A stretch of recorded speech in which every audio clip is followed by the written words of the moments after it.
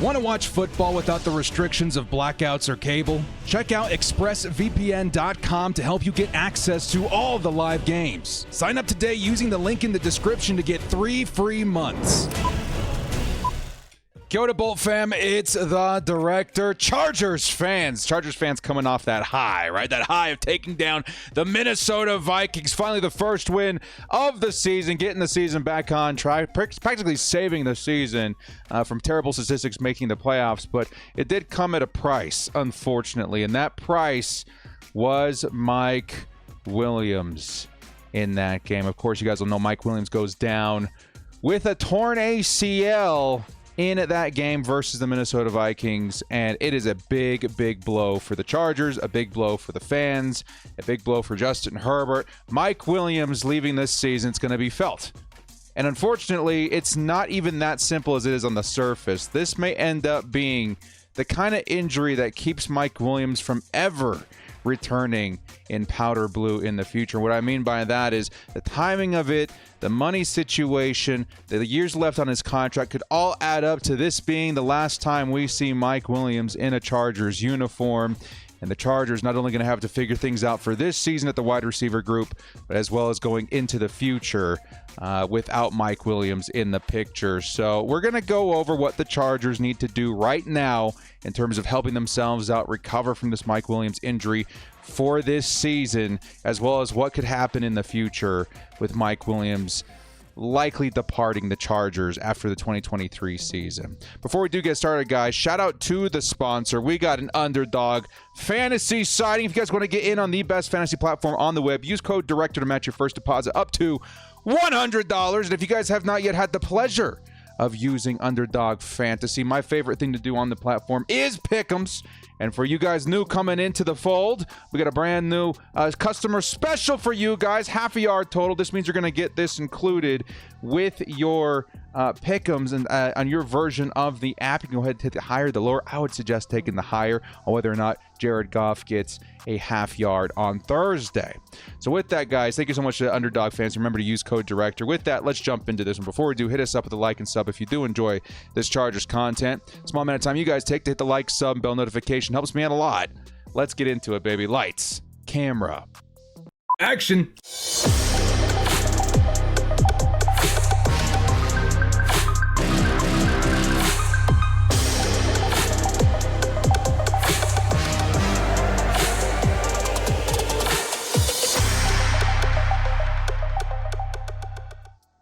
Life after Chargers star wide receiver Mike Williams, both present and future.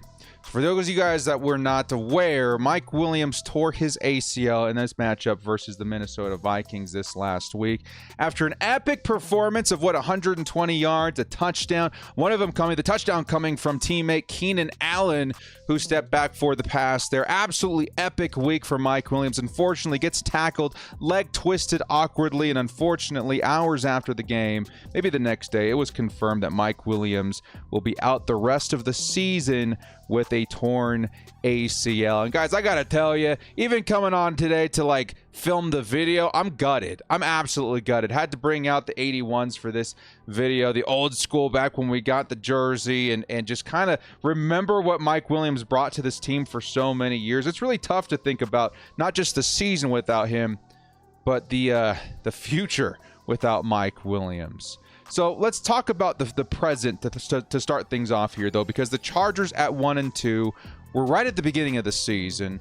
Chargers have an awesome squad. They brought in a new offensive coordinator. Justin Herbert's one of the best quarterbacks to start the season so far. No turnovers. Keenan Allen's been going absolutely crazy. One of the top 2 or 3 wide receivers in the league in several categories.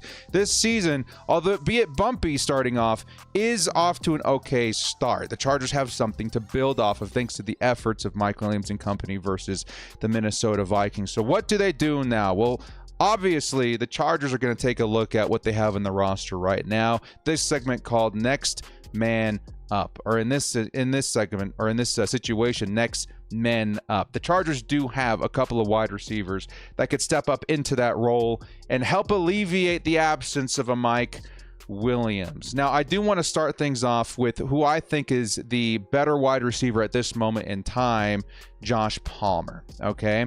Now, some say, who is stepping into the Mike Williams role right now, right? I feel like Mike Williams, he brought something very unique to the table that not a lot of wide receivers have or possess in the NFL. So asking Josh Palmer to step into that role as the next man up, it's a little bit more complicated than that. I see Palmer as our definite and almost solidified wide receiver 2 on this team. He's great. He's got awesome hands, great route running, but Palmer plays different than Mike Williams. That jump ball strategy that we've seen with Mike for so many years now, even back in the days of Phillip Rivers, that may need to take a back seat in favor of more breaking routes, in favor of more use of footwork, because what Josh Palmer is bringing to the table is different than a Mike Williams. And I do think the Chargers are in good hands in terms of quality of wide receiver. We've seen Josh Palmer step into that role, sometimes even wide receiver 1 last year when the Chargers were really hurting at injury with wide receiver, and he's done fairly well. He's done very well, I would have to say. His development since being drafted a few seasons back has been pretty impressive. And I would look at Josh Palmer and his identity as a guy who can get open, a guy with solid hands, lacks the speed, but can be a very good workhorse at wide receiver for any football team. I like Josh Palmer. He's been doing great things the last couple of seasons, but it doesn't quite fill in that Mike Williams role completely. I do think it helps give you some options for Justin Herbert, and I do think it's going to help move the chains quite a bit. And I do think some big plays are available per a Josh Palmer, but I think you do need to combine his talents with the other man that we think is going to need to step up here, and that's going to be the rookie. This segment, Step Up Rookie. Yes, at wide receiver 3 at this point, I'm expecting Quinton Johnson, the rookie receiver taken out of TCU this season, to step up. And funny enough, a lot of Chargers fans, myself included, had believed that Quinton Johnson had earned the solidified wide receiver 3 role coming into this season. That really wasn't the case. Quinton Johnson not seeing a lot of snaps, definitely more in favor of a Josh Palmer. He's going to be forced at this point to see more game action. Okay, Chargers wanted to ease him in. Now it's time for trial by fire. And you know what? I think it's okay. I think we've seen this situation a couple of times in the past where the Chargers have a guy like, hey, man, we're going to take our time. We're going to really, develop this kid up before we give him any huge responsibilities. And then they're kind of thrown into it. And oh, lo and behold, they were ready this whole time. I think I do see that in the stars for Quinton Johnson. I really do. And I think he's going to bring an extra exciting element to this team where, like I was saying before, you can't just ask Josh Palmer to fill in that Mike Williams presence alone. I think it's going to take a village here. And I think bringing in a Quinton Johnson, his skill set's definitely going to help that. Now, I can see the Chargers lining up Quinton Johnson out wide pretty easily, right? He's got that frame, 6'3", 6'4". He's got, the speed. He's got the range. You're going to see him on the outside, I would say, primarily. But I feel like all of our wide receivers, including Quinton Johnston, can slip in and out of the slot. Right? And I think you're going to see some work for QJ in that area too, because I think Keenan and Palmer probably fit best in the slot in terms of their skill set. We know Keenan absolutely slays from the slot. We know Palmer has got the skill set to be great in the slot, but Johnston's no slouch when getting open from the slot either. I think, and especially when you take into account his yak ability, I think that's going to get him more reps there than we think. So Quinton Johnston, he's going to be on the field a lot starting week 4. And it's going to be very important that he gets up to speed very quickly. Now, can we use Quinton Johnston like Mike Williams, given that they do have similar frames, that they do put up similar speed? A lot of people were saying physically, Quinton Johnston coming into the draft reminded a lot of people of Mike Williams. I saw that comparison almost weekly leading up to the draft. Can we use him like Mike? I think kind of. Okay, I'm not going to rule it out, but I wouldn't say it's Quinton Johnston's forte. All right, Johnston, in my opinion, should be rolled out with intent to attack the deep part of the field. I think that's a big reason that he got drafted. I think that's a big skill set that he was bringing to the table. Chargers needed speed. Chargers needed, availability downfield, the ability to get open downfield. He's got that speed. He's got that physicality. He's got that athleticism. I think we need to start shifting gears and towards thinking he's going to be this Mike Williams guy to being more of just a Quinton Johnston guy, right? A guy that's going to get open deep. And maybe he's going to have a lot of availability underneath as well. We've seen evidence from camp that he can definitely take it, over the middle, lower and intermediate parts of the field and take off for some extra yards there as well. But I think one big thing that we've yet to see with QJ that I'm very excited to see unfold with the Chargers, at least in a live game environment. We've seen it in camp plenty. Now it's time to put it to the test in the real deal. This kid creates insane separation at the top of his route. And what that means is that you get QJ, let's say, running a deep post or something. When he hits that point where he needs to break at the top of that route, 20 yards deep, he's really good at creating space between him and defenders and creating availability for his quarterback, in this case Justin Herbert, to hit a deep throw. And that's something that I really think the Chargers had in the foreground when they're saying, hey, we're looking at the draft right now. There's a couple of good wide receivers available. Who do we go with? I think it was always going to be Quinton Johnson because of a couple of those different skill sets, especially what he can offer out deep. So with Keenan and Palmer, and let's say even Eckler attacking underneath like the Chargers have been characteristically doing the last couple of seasons, I think we're going to see some shots taken in QJ's direction out deep. And that, when you combine with the skill set of a Josh Palmer and his availability, right? You combine with the big playability of a Quinton Johnson, the yak ability of a Quinton Johnson. Sure, we're not really going to have that contested catch guy on the field as much anymore at the wide receiver position. I think all these guys can do somewhat of what Mike was doing, but no one near as good as Mike. Maybe you get a little bit of that from the tight ends and Gerald Everett and Donald Parham.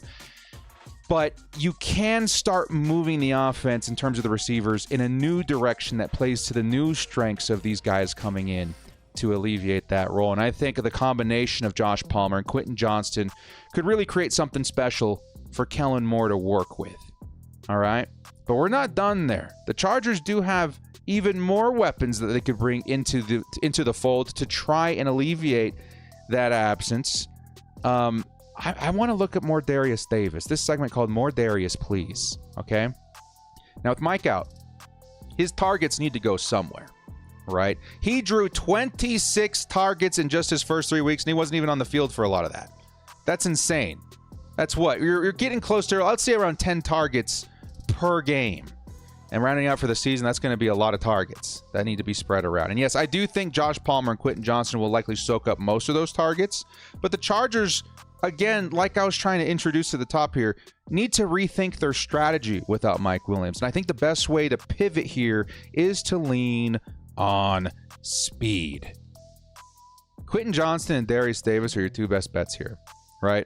And I think we can see something very similar to Guyton and Johnson, what we saw in Herbert's rookie year. You guys remember that? We saw H-bombs. That's where the H-bomb was born, was Justin Herbert airing out to those two speedsters on the team. And those guys weren't projected to be pretty involved in the offense at all. Then that speed really got them more involved as the season went on in his rookie year. Now, so far, the Chargers, they do have a couple speedsters on the roster. Darius Davis, definitely the fastest among them. He's been used mostly in trick plays and special teams. So on offense, you're going to see him in a lot of swings and screens and, stuff like that. That works, and that's great. And that's something that we've seen in years past. Players of his style, players of his traits work. And like a Tyreek Hill and a Dree Archer, that kind of stuff can definitely work. But I think it's time we drop some plays to really feature his speed. Chargers need a new identity without Mike Williams. It's a big deal. That Mike identity has been there for a long time, guys. We've been really used to having that guy that can bail us out. That's gone. Time to draw some plays to feature the other strengths on this team. I think being availability from Josh Palmer and Keenan Allen, and speed with the rest of the guys. Literally the rest of our receivers, the biggest trait next to their name is going to be speed. We need to start using that. Yes, I want Darius Davis to stretch the field. Obviously, I want to see him on that go route and that deep post, something to get him open, over top the defense. That would be awesome to see. But even things like drags and slants and underneath work can feature that strength.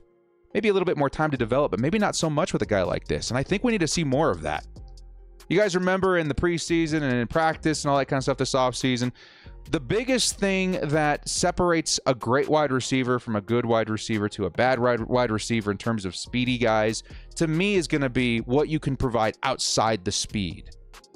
And when we drafted a Darius Davis, I felt that what he offers is special teams. I was like, okay, cool. We got ourselves a returner. He's going to be great. He's going to be awesome. He's got a lot of upside there. But then we started seeing him more involved in the offense. And this was this was with Easton Stick, mind you. And he looked awesome. He had hands. He had availability. He had route running. He had separation. This guy was kind of the real deal. And we've yet to see that in a live game environment quite yet.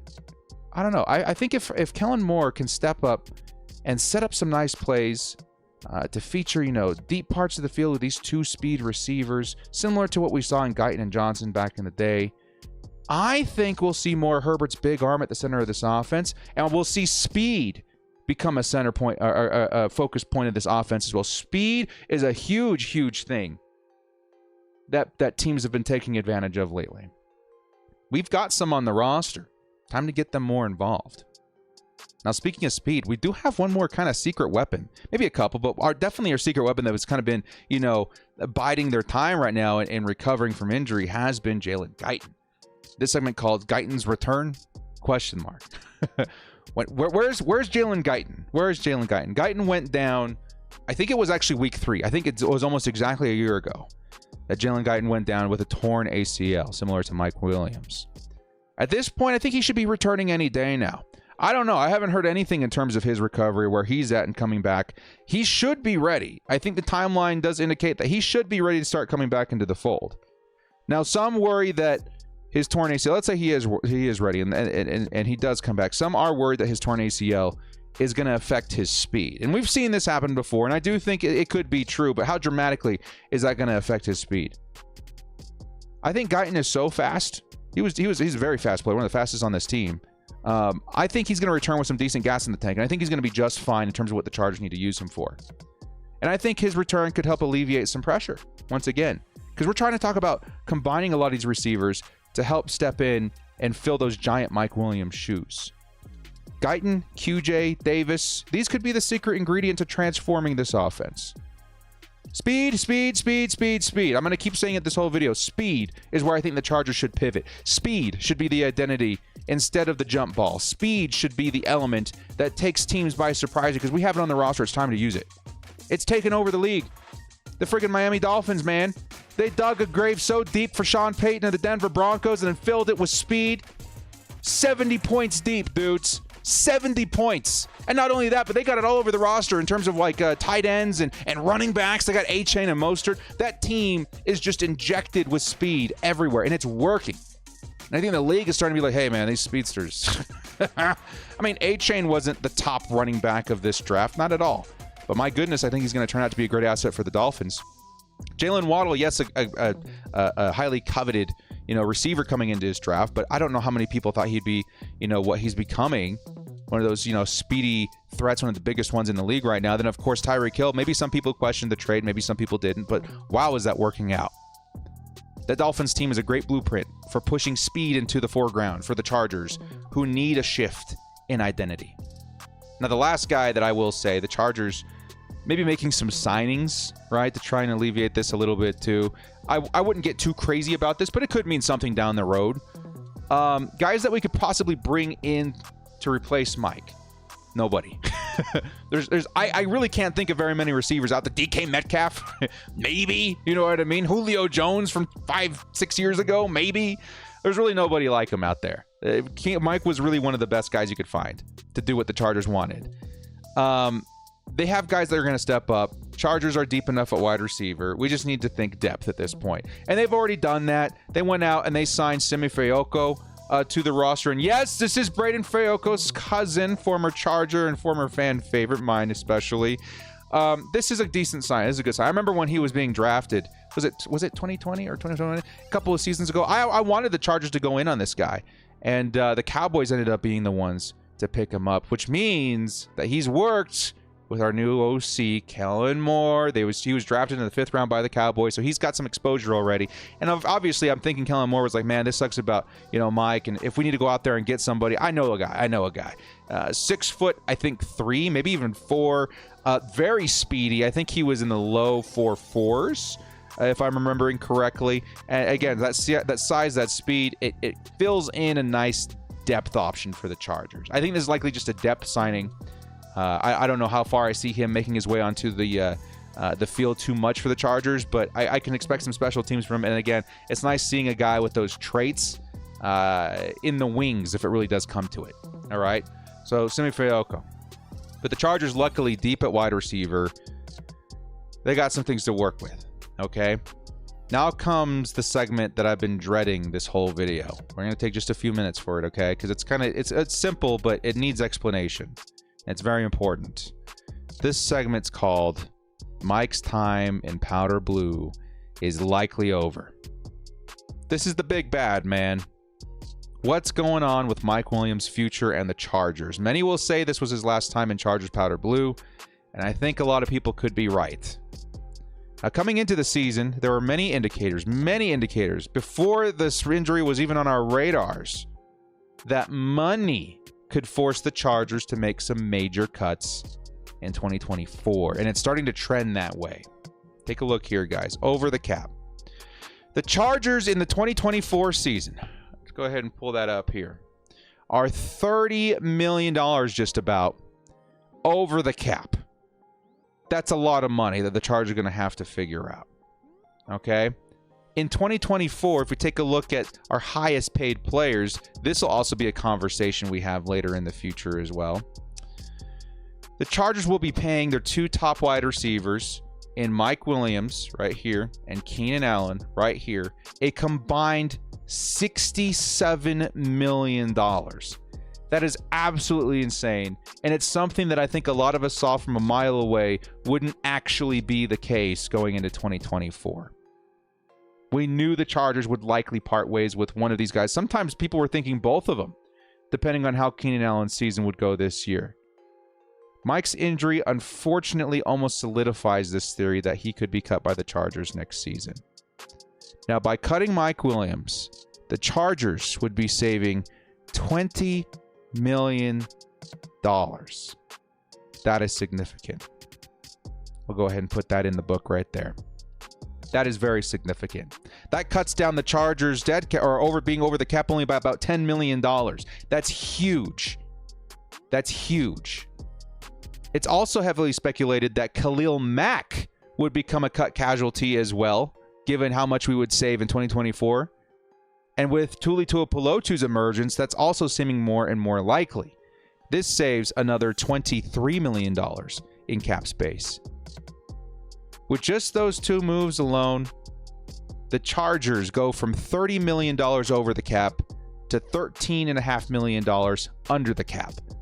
And with Justin Herbert's contract in the future coming up, that's pretty dang significant. So with these simple couple of moves, that makes a lot of headway as to why I think the Chargers and Mike Williams likely part ways after 2023. And there's more that the Chargers can do money-wise. Just for example, Keenan Allen, some people saying, well, could we cut Keenan? I certainly hope not. If I were to put money on it, on what the Chargers are going to do, I would say the Chargers kind of spread this money out a little bit.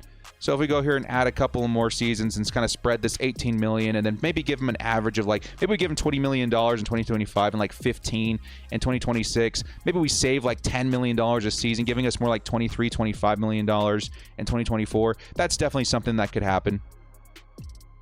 But I think at this point, Keenan Allen, he's showing that Larry Fitzgerald kind of longevity that I don't see him going anywhere. And unfortunately, the injury with Mike Williams and the history of injury with Mike Williams is going to keep him from coming back with the Chargers next season. And some people will say even, director, let's just trade him. Let's get something back for Mike Williams. He's such a big asset of this team, such a huge talent in this league. Surely someone's going to want to go out there and trade for him, at least give us a third, fourth round pick, right? Technically, yes, we can trade him, but I don't think anyone's going to want that contract. They would be taking on already, $30 million, which is way too much. Way too much. And I feel that the Chargers, their chance on moving him that way, especially with what we saw with DeAndre Hopkins this last season, I don't think they would get anything for him. So I think likely the Chargers would have to cut him, just for people that would ask that question. So to wrap up this video, what do I think the future of the position is going to look like? Well, I did put together a little bit of a graphic here. Didn't take out Xander, didn't think about what's going on in the running back position. This is purely just for the wide receivers. This is kind of what I think is going to look like at that particular position. And I'll go ahead and remove my face here. I think Keenan Allen unquestioned wide receiver 1 for the Chargers for the next couple of years. I'll say he stays with the Chargers at least until age 34, his age 34 season. I think maybe even past that, depending on how he continues to perform in these twilight years. Then you got Quinton Johnson and Palmer. Both of these guys are great compliments. Both of these guys, I think all of these guys can share work in the slot. And finally, the backups. Maybe we get Jaylen Gon back this season. Maybe he's back next season. We don't know. We'll put a question mark there. I would think the Chargers bring in another speed guy if Jaylen Gon doesn't return. And then you also got Darius Davis, a little lower down the depth chart, who I hope to see more involved as well. Quinton Johnson, Josh Palmer, 2 very good and capable backups. Chargers got lucky with the depth that we have on the field, especially this early. Hopefully that doesn't get tested again anytime soon, knock on wood. But it's going to be a change. Going into the future, I think Quinton Johnson, Josh Palmer, Darius Davis are going to be very big parts of this team. I think, again, Keenan Allen is going to be a big part of this team for the next 2 or 3 more seasons, hopefully. But Mike Williams and his departure from the team, the biggest thing I want you guys to take away from this video is Mike Williams. First off, we're going to miss the crap out of him. We are. You guys don't know what you have until it's gone. And Mike Williams is a crazy, crazy good talent.